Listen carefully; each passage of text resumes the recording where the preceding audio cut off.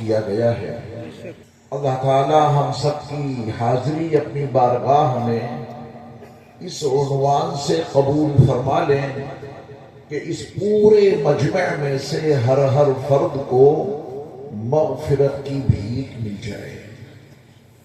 میرے ایمان والے بھائیوں، ہم سب مغفرت کے بھکاری ہیں، اور مغفرت وہ بھیک ہے جو اللہ کے در کے سوا کہیں سے نہیں مل سکتی۔ اللہ ہم سب کو مغفرت کی بھیک عطا فرمائے، ہم سب کے سارے گناہوں کو محض اپنے فضل و کرم سے معاف فرمائے۔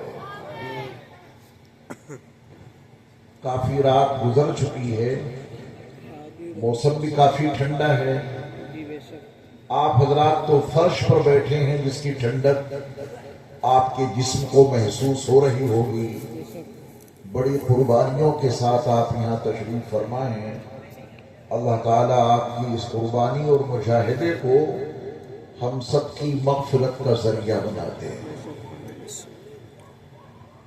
مجھ سے قبل آپ نے علماء کرام سے بہت ساری مفید باتیں سماعت کی ہیں۔ میں کوشش کروں گا بہت مختصر سے وقت میں کچھ اہم اور ضروری باتیں آپ سے کر دوں۔ میں بیٹھے بیٹھے سوچ رہا تھا کہ گفتگو کا آغاز کہاں سے کیا جائے، تو مجھے اپنے اور آپ کے چہرے یاد آئے۔ ہماری اور آپ کی پوری باڈی میں، ہمارے اور آپ کے پورے جسم میں چہرہ ہی وہ عضو ہے کہ جس کو بنا کر سنوار کر رکھنے کی ہم اور آپ سب سے زیادہ فکر رکھتے ہیں۔ پورے جسم میں یہ فیس اچھا دکھے، اس کے لیے ہر شخص کی کوشش ہوتی ہے۔ پورے بدن پر چہرے کے بالمقابل انسان اتنا پیسہ خرچ نہیں کرتا جتنے پیسے اپنے فیس کو اور اپنے چہرے کو بنانے پہ کرتا ہے۔ مرد بھی اور خواتین کچھ زیادہ ہی فیس اچھا دکھے، یہ ہر ایک کی کوشش ہے۔ لیکن یہ فیس جو چہرہ ہمارا اور آپ کا اچھا دکھے، یہ تو ہر وقت بدلتا رہتا ہے۔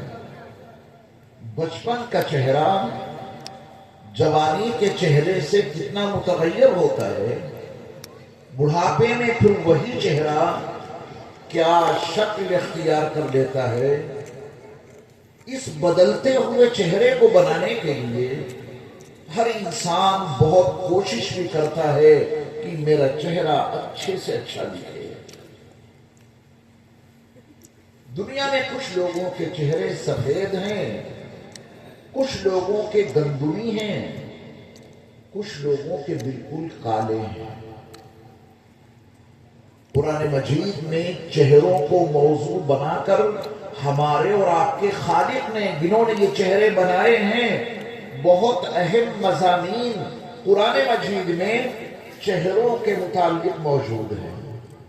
آج میرا دل چاہا کہ قرآنی چہروں کی کچھ وضاحت، ان کا مذاکرہ ہم لوگ آپس میں کریں، تاکہ اصل چہروں کو بنانے کی فکر میں ہم اور آپ آج سے لگ جائیں۔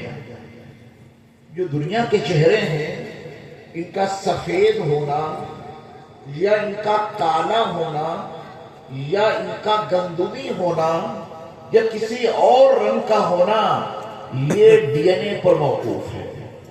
جس کا جیسا ڈی این اے ہے، اس کے مطابق اس کی اولاد کے چہرے اور ان کا کلر تیار ہوتا ہے۔ ان کی نسل ہے کالے لوگوں کی، ان کا ڈی این اے ہے تو ان کے سارے بچے کالے ہی ہوں گے، چہرہ بھی ان کا کالا ہوگا۔ یہ ہمارے اور آپ کے چہروں کے رنگ ہے کتنے دنوں کے لیے۔ یہ بدلتا ہوا چہرہ ایک دن اتنا بدل جائے گا کہ پھر اس کو بنانے سنوارنے کے امکانات ختم ہو جائیں گے۔ موت آئے گی اور زندگی کا آخری سانس نکلے گا، وجود کے تانے بانے بکھر جائیں گے۔ انسان کی باڈی کو جلا دیا جاتا ہے، کہاں گیا چہرے کا بناؤ اور سنگار؟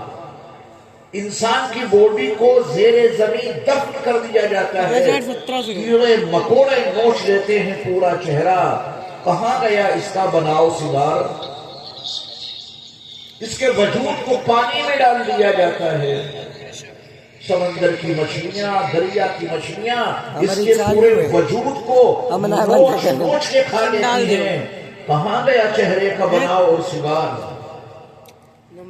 ہماری اور آپ کی نظر اسی چمڑی تک پہنچی، اس چمڑی کو بنانے کی فکر میں لگے رہے اور یہ نہیں سوچا کہ اس چمڑی والے چہرے کے علاوہ کوئی چہرہ اور بھی ہے، ان آنکھوں کے علاوہ ہمارے پاس اور بھی آنکھیں ہیں، اس زبان کے علاوہ ہمارے وجود میں ایک زبان اور بھی ہے، ان کانوں کے علاوہ ہمارے اور آپ کے وجود میں اور بھی کان ہیں، کبھی اس پہ غور کیا؟ نہیں کیا تو آج کی مجلس میں اس بات کا مذاکرہ کرتے ہوئے اس بات پہ غور کریں کہ یہ جو ہمارا ظاہری وجود ہے جو ہمیں نظر آ رہا ہے، اتنا ہی مکمل وجود ایک اور ہے جو ہمارے اندر چھپا ہوا ہے۔ آج اندر والے وجود کو سمجھنے کی کوشش کریں اور اس کو سمجھنے کے لیے لازم اور ضروری ہے کہ اس کے وجود کو ثابت تو کیا جائے۔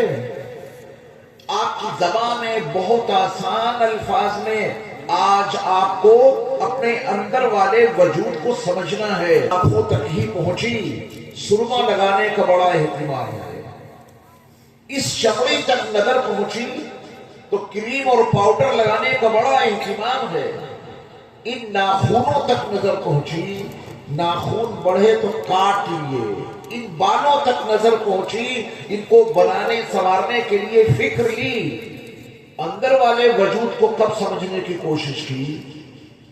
ہمارا پورا وجود اندر چھپا ہوا ہے، اس کو جاننے کے لیے کب محنت کی؟ آئیے پہلے بہت آسان زبان میں آپ کا اندر والا وجود آپ کو سمجھا دوں۔